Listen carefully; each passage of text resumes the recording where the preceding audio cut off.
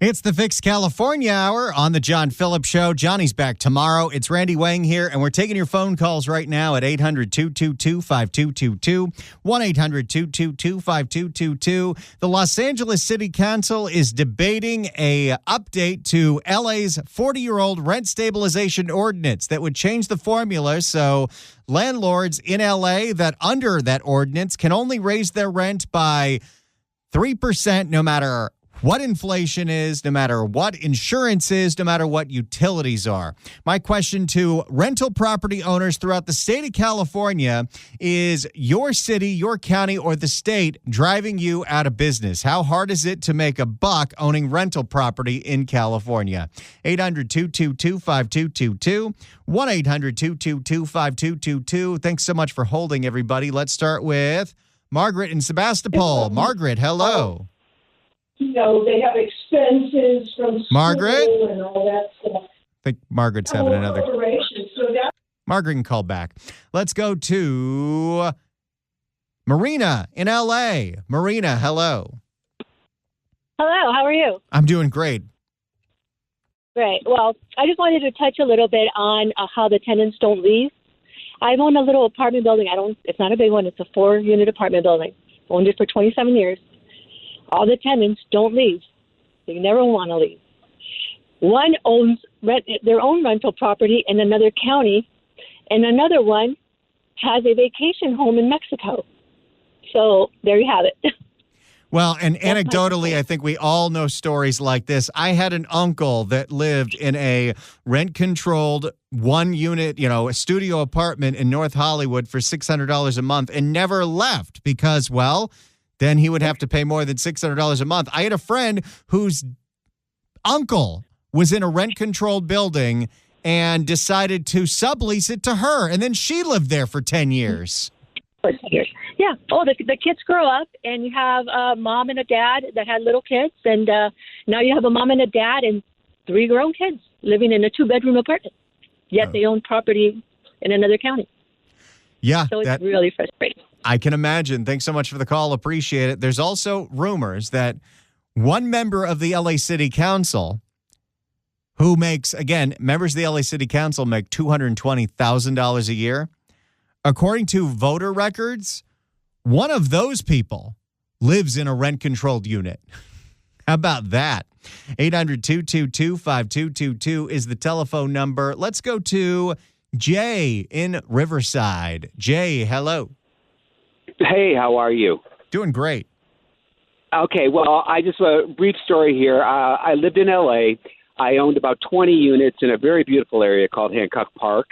They were duplexes and triplexes, and they've been against L.A. and L.A. County have been against the landlord for ages. And I ended up selling everything out and got out by 2016. And guess what?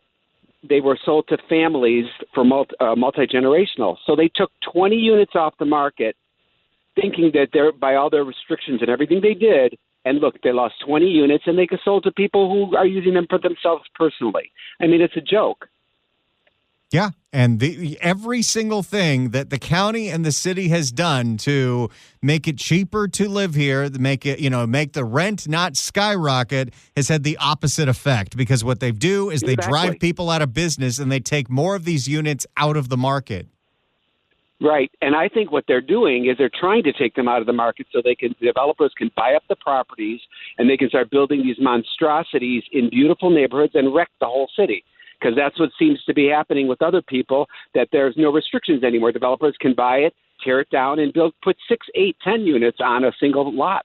That's what's happening. And the city and the county have an incentive to do that because that's more property tax money for them. And in some cases, like the city of L.A., they're getting bribed to do it. Right, but how about the rents? Those new buildings, the rents are very high. So you can't complain about rents being so high when you're allowing this and green lighting it to keep the rents high. There will be nothing affordable left. I think you make a really good point. Thanks so much for the call. Appreciate it. We see it every single day. New buildings going up in places like downtown LA or the former site of our radio station in Southern California, 790 KABC. This is a true story. We, for many years, broadcast off of La Cienega and Fairfax in the West Adams area, which is a pretty awful neighborhood. the Taco Bell across the street had bulletproof glass. A developer offered our company $100 million. We didn't see any of that money. That went to the parent company. But $100 million for that land because the tower was there. So there was a lot of space. So we sold it. We moved here to the Westwood One Studios in Dumpy, Culver City. And they constructed a massive tower called the Cumulus next to the Expo line, where rents are $4,000 a month for a one-bedroom apartment. That, of course, they still have a ton of vacancies for, and that neighborhood is still a terrible neighborhood. I don't really understand what the end game is for any of this, outside of private equity doesn't even care how many of these people stay there, how much they can afford. It's whatever they can package to sell off to the next investor. It's a mess. Let's go to Thomas in San Jose. Thomas, hello. Hello. Hey. Hello. Hey, how you doing? Hey, yeah, born and raised in San Jose. We're able to buy a house. We bought a rental property in Monterey County in Marina, actually, East Garrison, and we were going to rent it about 6 or 7 years ago, and we got trigger shy, because of all these stories. And now we're thinking about in about a year to move out of San Jose and rent the house in San Jose, but I don't think so. I'm a little scared to do that. It's got to be a very risky proposition because, yes, if if the city and county play along and you've got a good tenant, you could have some stable income there. But so many things can go wrong. And as we have seen, it's not as true in Santa Clara County as it is in like L.A. or San Francisco or Alameda. But you talk about any time the county wants to declare a state of emergency, one of the first things they want to do is make sure that you cannot collect rent. Yeah, and I appreciate all the stories. Like I said, it doesn't seem like I'm hearing any positive stories, even for something as small as renting one house. Yeah, so that's what I was just looking for advice from anybody out there. Yeah, I hopefully someone will call in and give some advice, but yeah, I don't know what you do with that one. It is a risky proposition any way you look at it. Thanks so much for the call, Thomas. Appreciate it. I have never looked into rental property in the state for this exact reason. It's too risky for me. And maybe we can get people to call in and say, no, it's a great investment. But so far, I'm not hearing that. Let's go. Oh, Margaret called back. Margaret in Sebastopol. Margaret, hello. Yes, hi. Yeah, I'm here in deep behind enemy lines in Sonoma County. So you got to keep a low profile if you're conservative here. I hope none of the neighbors figure out who I am. Anyway, I rent rooms in my house. Rooms in the house, and I have an outbuilding I rent out. And during COVID, they were destroying a lot of landlords during COVID because Sonoma County hung on to the moratorium on evictions. They kept going. Even the state kept it longer, and then so did Sonoma County, went even beyond that. So I was like pulling my hair out trying to get rid of a dirtbag who just didn't pay because he knew he couldn't pay. And then they had that ridiculous system where you could apply if the person didn't pay because of COVID, then they would pay you their rent. Oh, yippee, that's great. But if it was catch-22 because this person was working, but he said he made less money. So he was going to say, oh, yeah, I'm not getting paid much because of COVID, the guy that wouldn't pay. But it still didn't work out. It was like a catch-22. It made it almost impossible to collect the money they said they would give us. So when I finally got it worked out and he cooperated and I did apply, they said, oh, I'm sorry, we're out of money. It's like, whoops. Sorry. Other counties have money, but we don't. I mean, they just do anything to destroy landlords. But being that I'm renting rooms, I'm a little bit under the radar, so I haven't had really much trouble. But I don't know if anyone's dealt with Section 8. I'll warn you, probably don't, unless you personally know the person on Section 8. do not do Section 8, because I think a lot of the people on Section 8 are either mental or just don't want to work. So I would avoid that. For the guy who wants to rent his place, all I can say, if he decides to rent that place out in San Jose, then what he needs to do is he needs to really, really check over the people who are going to rent it. I mean, background checks, everything. And listen to references, because sometimes people aren't crazy about that person, and you can, feel something's not right. Well, that's some really great advice. Thank you so much for sharing what you had to go through up there in Sonoma County. Sounds just as crazy as what happened in LA County. Thanks so much for the call. Appreciate it. And it's funny, when counties pass these eviction moratoriums, do they also pass a moratorium on collecting property taxes for now these places that cannot generate the income to even pay their mortgage? Usually not. Let's go to Rick in North California. Rick, hello. Hey, how are you? Doing great. Yeah, I called in. Yeah, with this whole 3% thing in L.A., because Prop 13 caps your appreciation on values at 2%. So once you subtract that 2 off of 3, you're down to 1. And you can't pay for a whole lot of repairs with that. Well, and on top of that, you've got your insurance that's going through the roof, and utilities as well, too. Exactly, because with the recent fires, I witnessed, my homeowner's insurance go through the roof. It went up an extra $1,000. Now, just imagine if you're renting a house out. And all of a sudden, you can't. How's that 1% going to cover? And the only perk you would have on that is if you happen to already own the property. And so if you're smart enough that you already put money aside for a rainy day so that you can cover this crap that shows up every now and then from the counties. I really appreciate you sharing your story. Thanks so much for the call. Appreciate it. 800-222-5222 is the telephone number. Let's go to Joe in Moraga. Joe, hello. Hey there. I wanted to make the point that, in San Francisco, that rent ordinance allows children of people living under rent control to take over a unit after they pass away or whatever. So it actually becomes generational.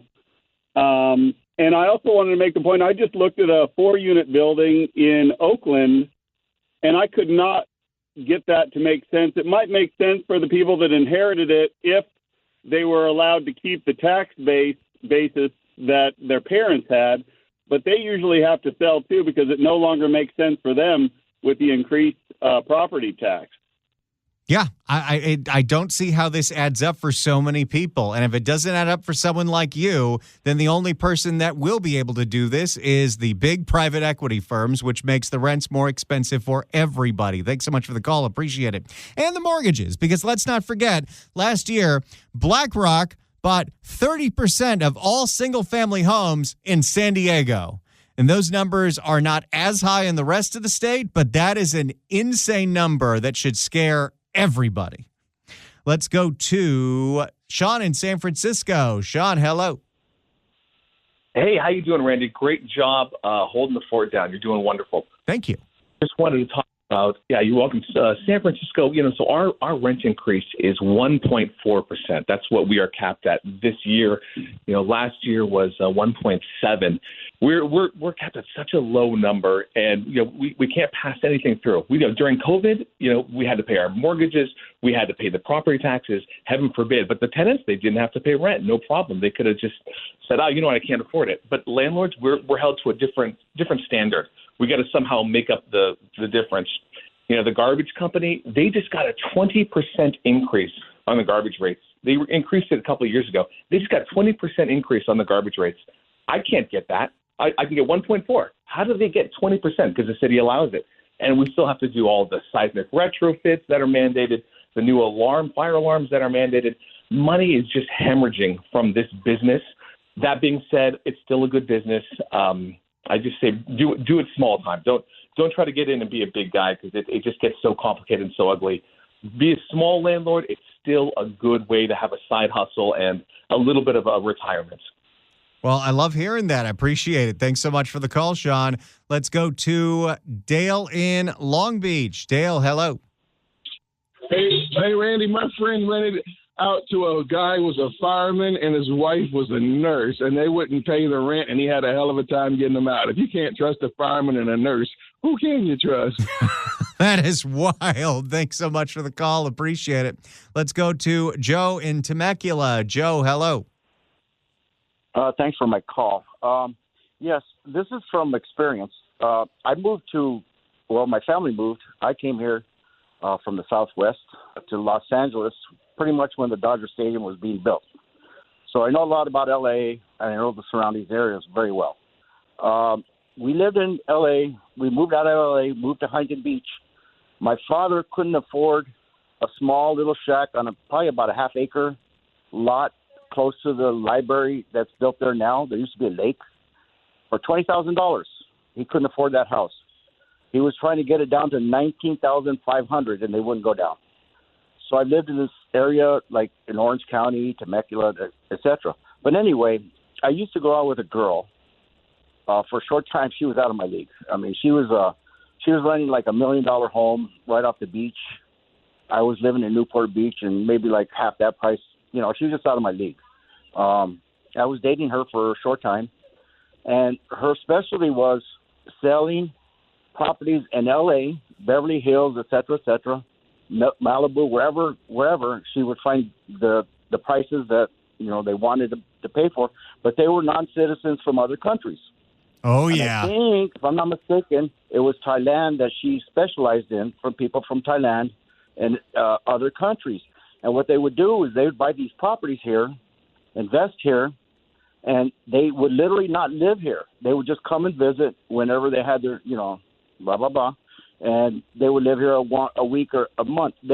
I think whether it's local, state, or federal, somebody has to look into this stuff, because I think the citizens here in the United States deserve more than outer non-citizens buying property here and not even living in them, just for rentals, to make money on them, etc. I think that's wrong, and nobody addresses that. But I saw it firsthand, and I'll tell you what, she was able to live on the coast. I think pretty close to where Rodman used to live, that area right there, somewhere in that area. I don't know if he still lives there, but I remember that area.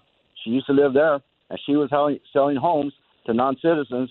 And when you see people here that can't afford nothing, and you see these empty homes, or probably now they're buying a lot of rentals, a lot of complexes, whatever, I think that's wrong. And nobody ever looks into that. Oh, and we definitely should. It's something that the city, the county, the state, and the federal government needs to rectify. Thanks so much for the call. Appreciate it. I mean, heck, look at the famous Taggart Towers in downtown LA next to the Staples Center.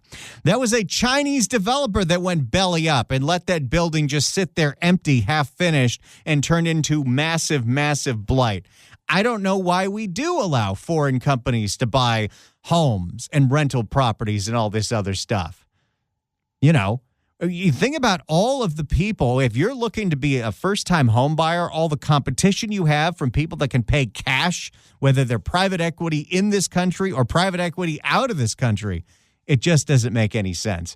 If you are a owner of rental property in California, I want you to react to what's going on at the LA City Council as they consider changing their rent stabilization ordinance, capping the rent at 3%. 800-222-5222. 1-800-222-5222. Is your city, your county, or the state driving you out of business? 800-222-5222. More of your calls coming up next. It's Randy Wang here on The John Phillips Show.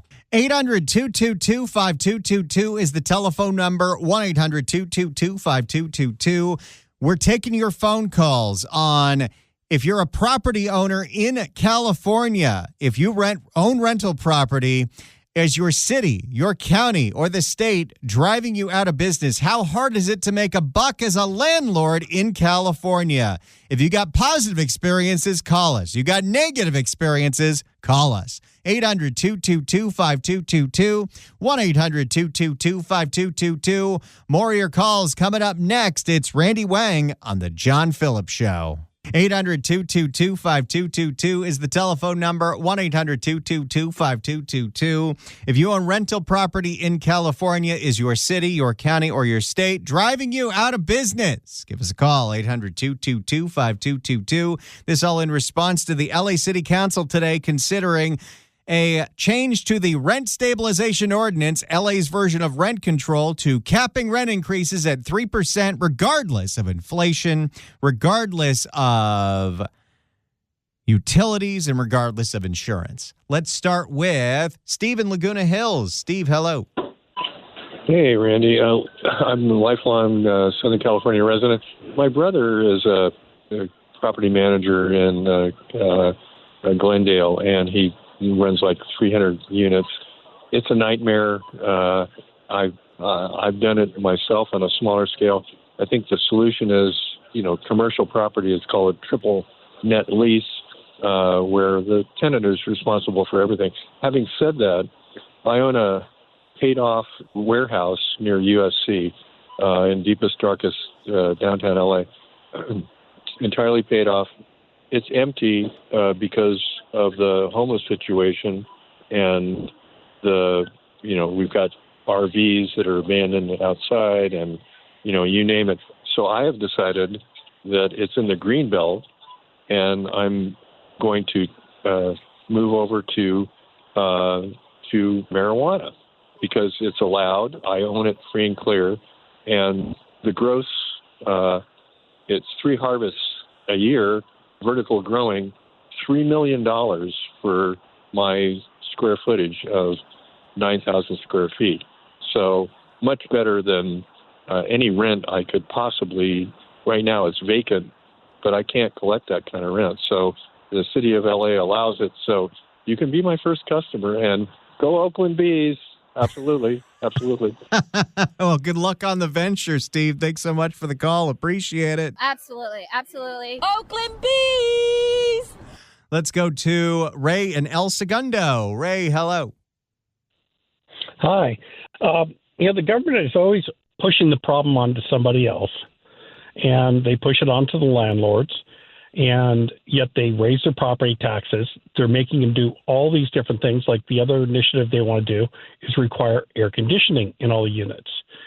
And I've seen tenants do so much destructive stuff. There was one unit where somebody lived in it for 2 months, quit paying rent, and they trashed the place like you wouldn't believe. There was food on the ceiling, on the walls. The unit was completely destroyed. They didn't take care of a thing. And it took 6 months to get them evicted, and, unable to collect rent. You're paying a fortune in terms to try and get these people out. And it's absolutely awful. And also rent control reduces the supply of properties because of a number of things. One, no one wants to build new units. They don't want to have all these units. And two, it also creates an incentive for people to never leave them, which is a big problem in a number of factors. One, they're going to tie up the property, not make available to the next person. And two, it's going to reduce the incentives to actually go out and purchase a property. Because if you buy a property, you end up, that's the ultimate rent control because your payment stays fixed and eventually goes away. But it's absolutely destructive what California is doing. They drive out every industry. Now they're driving out, the property owners. It's, they're awful. I mean, these people, all they're doing is buying votes by saying everything is free. And we're going to stop you from doing all this stuff. When we have all this rapid inflation, they go limited to 3%. That's crazy. Absolutely crazy. Well, and when you look at, the percentage of voters and constituents in California, especially Los Angeles, that are now renters instead of homeowners, the reason those numbers are rising is because of all of these policies. Yeah, the government creates all the problems. Everything they do wrong. And if you've ever been to a city council meeting or watched the Senate legislatures up here, you get all these people voting on have no idea about. Well, that is definitely true. And it's so destructive.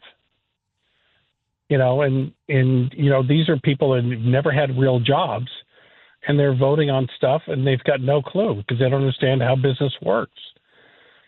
But it's absolutely destructive. I mean, there's some good rental properties, and you've got some good tenants, but there's a vast amount of them that are just terrible, where these people just go in there and just destroy buildings. And then here's a dumb one: most like apartment complexes are on one water meter, so the tenants aren't paying for water. So they use water like there's no tomorrow. They'll use it all up, and here they are going, oh, drought restrictions. Well, guess what? Tenants could run water like there's no tomorrow. Or the other crazy one they're doing is, they have to make sure that you put all the recycle in the recycle bin and all this. They're going to start issuing fines. You ever try and get a tenant to put stuff in the right trash can or the recycle? Not going to happen. And the landlords can get fined over that. Oh, yeah. And then look what they did, especially in the city of L.A., where they completely changed the way trash is picked up and tripled the cost of trash pickup and recycling pickup for property owners of rental property. Thanks so much for the call. Appreciate it. Let's go to Tom in Santa Cruz. Tom, hello. Hi, Randy. Listen, first of all, thank you for what you do, man. This is great. I want to tell you a little perspective story, if you don't mind. Of course. I first started buying... Hello? Yeah, you're on the air. Okay. I first started buying rental property around 2007-8 when the housing market fell apart and stuff. And I was scared to death to buy in California because of the way the policies were going. So I bought up in Idaho. And during COVID, I got a tenant thrown out for not paying the rent. So a little perspective on how California is compared to Idaho. And then so I bought a house in Campbell on a huge lot, and I thought I was still scared to buy rental property, but I thought if I build an ADU and pay cash for it, I wouldn't have any problems. And because of that, I got a really good tenant, and they pay the rent on time, and they leave me alone. So far, knock on wood, things are going great. So you can make some money, but if I was to get out of California, I would buy someplace else for sure. Well, I'm glad it's working out for you right now. Appreciate it, Tom. Thanks so much for the call. Santa Cruz. Now I'm jealous. Let's go to Bobby in L.A. Bobby, hello. Hi, Randy. Great job, man. Big time listener. And unfortunately, everybody that needs to hear your show doesn't. I wish they did. So I'm a landlord in L.A. And I don't think it's owning a home in Los Angeles is not a business anymore. At the very best, you can hold on to it. I mean, in my situation, I'm charging $3,000 a month for a house. Granted, I could probably charge a little bit more, but it's a single mom who's trying really hard. We're giving her a break. $100 a month goes to Gardner. $200 a month goes to insurance. $1,100 a month are the property taxes.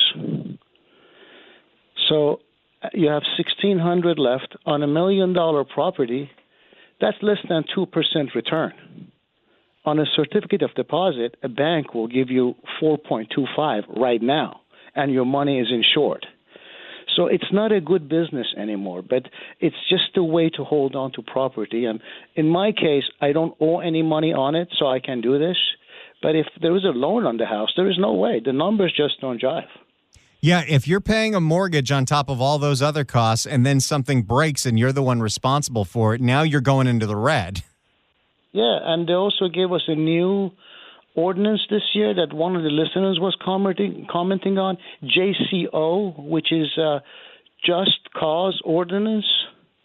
Basically, we have to pay $35 per unit a year into this pool. So if we want to evict somebody, they have a right to dip into that pool for their legal fee. So as a landlord, you're going to pay their legal fee and your own legal fee. What just cause is that? It doesn't sound like a just cause at all. Well, Bobby, thank you so much for explaining your situation to us. I really appreciate it. Let's go to Katie in Costa Mesa. Katie, hello.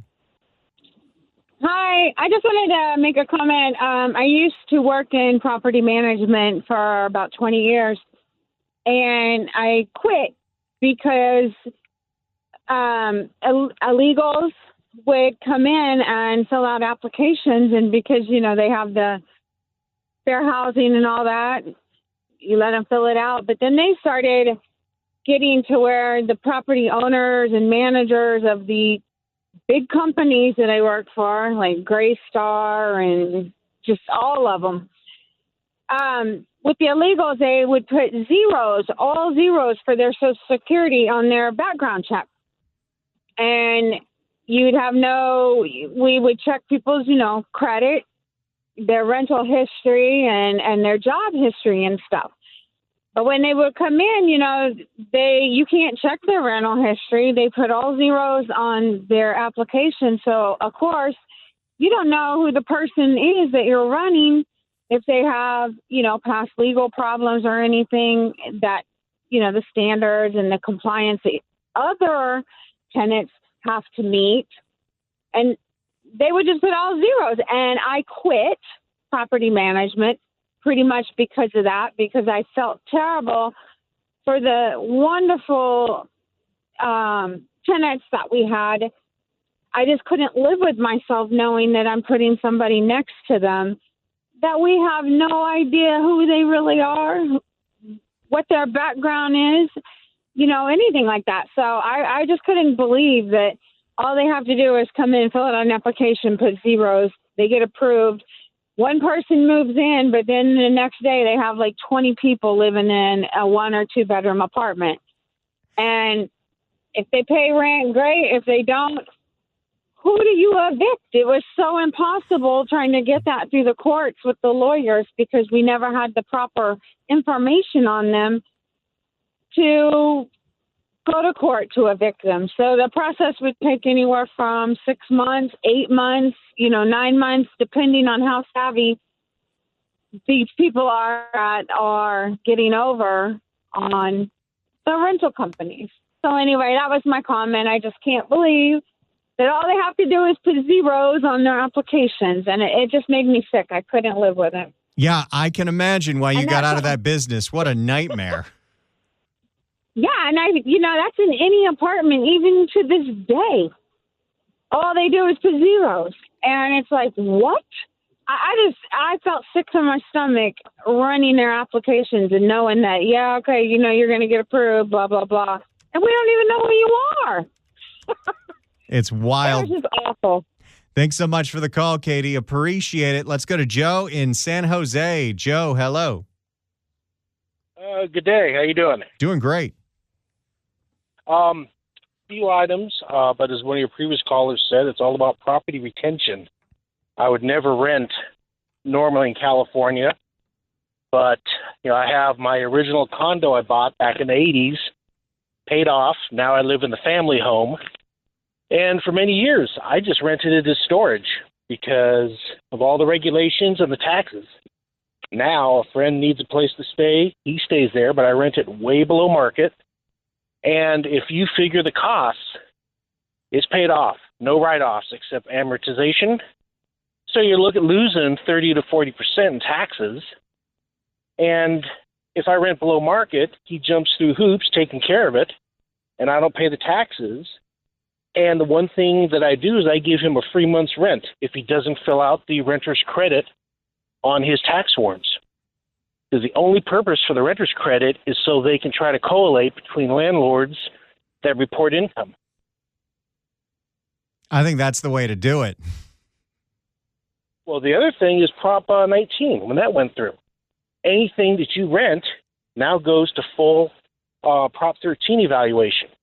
I benefit because I bought back in the 80s, and a lot of people hate that, it's so unfair, but they don't realize Prop 13 also limits how much their taxes, even on a home that was bought this year, can be raised each year. Yeah, So if my home was eliminated. if my home was assessed on the value that it goes up every year, and I only bought my home 5 years ago, my property taxes would be 20% higher over the last 5 years. That would be crazy. Well, exactly, and people don't realize that about Prop 13 when they say it's so unfair because us old people have so much better benefit for a lower base value, but it still helps them because they can only be raised a small percentage each year from when they bought it. And Prop 19, that changed all that under the lie, like California always does to its people. Oh, we're going to let you carry your Prop 13 benefit anywhere in the state. when it used to be just 2 counties would let you do that if you pass Prop 19. What they didn't say was there's a whole lot more people inheriting homes. Maybe they rent them out, maybe they don't, rather than old people that want to move from one county to another and keep their Prop 13. So it's just a way to whittle away at Prop 13 and get a much bigger tax base. Yeah, and that's why the Howard Jarvis Taxpayer Association is trying to get on the ballot in 2026 a repeal of that nonsense, and we'll do everything we can to make sure that does happen. But I would ask anyone who rents, if you're doing it below board, give your renter a free month's rent. If they don't fill out that tax credit on their income tax, it's going to keep you from paying property or income tax, but it's also going to benefit you. 1 month's rent is nothing compared to what you're going to pay in income tax to the state for renting. That's a really great idea. Thanks so much for the call, Joe. Appreciate it. Let's go to Paul in Oakland. Paul, hello. Hey, Randy, what other business do politicians treat like this? Can you imagine if the council members sitting around going, you know what, milk is too expensive. We're going to put price controls on milk. What would happen? The same thing that usually happens. The unintended consequences are worse than the supposed problem. As soon as the costs of producing milk go above what they're getting in the price, guess what happens? The milk stops. Why in the world would anybody produce milk if they're going to lose money? Nobody would do that. And the politicians know this, but somehow when it comes to rental property and that business, all the rules go out the window. All the basic economic fundamentals don't apply. And I think, like one of your previous callers said, it's just a matter of arithmetic. There are way more renters who go to the voting booth than there are landlords. So they get special consideration. Nobody cares about economic fundamentals. And they're causing all kinds of, during the crash back in 2008, I was going to get into, figured I was going to get into the rental business, and I did. I live in Oakland. I never even considered buying in Oakland because, it's part of the Oakland, Berkeley, San Francisco, Santa Monica rent control nightmare. But Concord has since joined the party. Those city council members now have passed all these onerous laws. One of them, just cause eviction. Most rental properties now in Concord, if you sign a lease with your tenant, the lease is up after a year, you decide you want to move in there or you want to sell your unit, guess what? You have to pay the tenants to leave. It makes a mockery of a lease. Contract law out the window, doesn't even matter anymore. These politicians really are out of control. And I think all this stuff is unconstitutional. It's a de facto taking of property. It sure sounds like it. Thanks so much for the call, Paul. Appreciate it. More of your calls coming up. It's the John Phillips Show with Randy Wang here. It's Randy Wang here. Okay, I've been promising this sound, so we better just play it now. Hugo Soto Martinez, when making his argument for rent control, getting booed by a bunch of landlords. I want to have that discussion here about operating income expenses, the values of the RSO units, profitability, things like that. Because oftentimes I feel as though the small mom and pop landlords are used as a way to, in my personal opinion, sort of guide the conversation. Because we all know small mom and pop landlords, and we feel a lot more sympathy for them than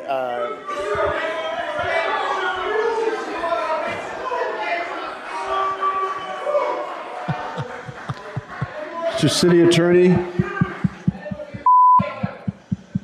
By the way, according to DanielGust.substack.com, that's the city councilman that currently lives in rent control. Guy that makes $220,000 a year and wants to make it impossible to do business if you own rental property in L.A. So that's fun. Again, that's according to DanielGust.substack.com. We got one more hour to go. It's Randy Wang on The John Phillips Show.